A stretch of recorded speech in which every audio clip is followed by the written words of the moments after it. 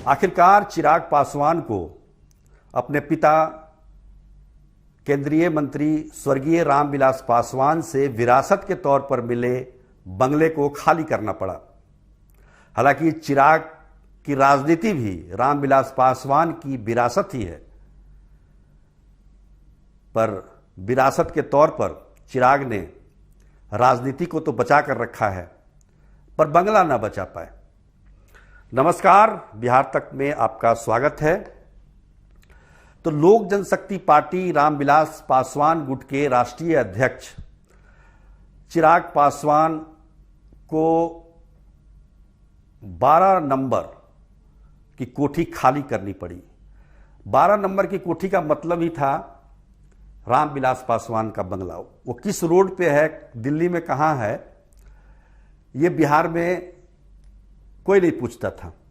हालांकि आपको बता दें कि 12 जनपद उसको बोला जाता है, जो कि 10 जनपद के बिल्कुल बगल में है, जहां पर सोनिया गांधी रहती है।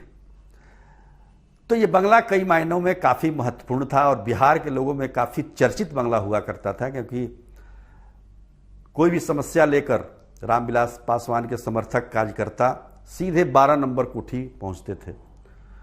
और 12 नंबर कोठी का मतलब है कि आप दिल्ली में हैं और जनपद रोड पे हैं और रामविलास पासवान के बंगले पर है। तो ये अंदाज था। और हो क्यों ना, 30 वर्षों से, यानी कि 3 दशकों से ज्यादा समय आप ये कहिए कि 12 नंबर की ये कोठी पासवान परिवार की विरासत थी। चिराग पासवान का पूरा बचपन इसी कोठी में बीता। एक एक चीज उन्हें याद होगी। जहां पर व्यक्ति का बचपन बीतता है उससे गहरा लगाव होता ही है आमतौर पे, और चिराग के साथ भी यही था। रामविलास पासवान का निधन 2020 के अक्टूबर में होता है, जब वो केंद्रीय मंत्री थे। लेकिन उनके निधन के बाद ये कयास लगने शुरू हो गए कि क्या 12 नंबर की कोठी चिराग पासवान को मिलेगा, क्योंकि चिराग पासवान महज 2 टर्म से सांसद हैं, वो मंत्री नहीं बने हैं। जबकि ये 12 जनपद की कोठी जो है वो मंत्रियों के लिए आवंटित होती है।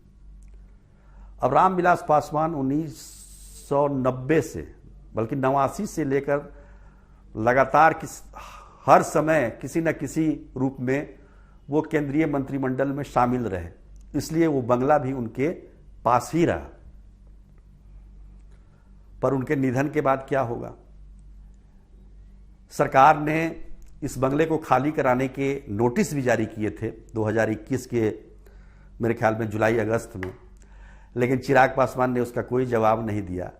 अलबत्ता इस बंगले को हाथ से न निकलने देने के लिए, यानी कि अपने ही पास रहे, उन्होंने स्वर्गीय रामविलास पासवान की एक प्रतिमा इस बंगले के परिसर में लगा दी।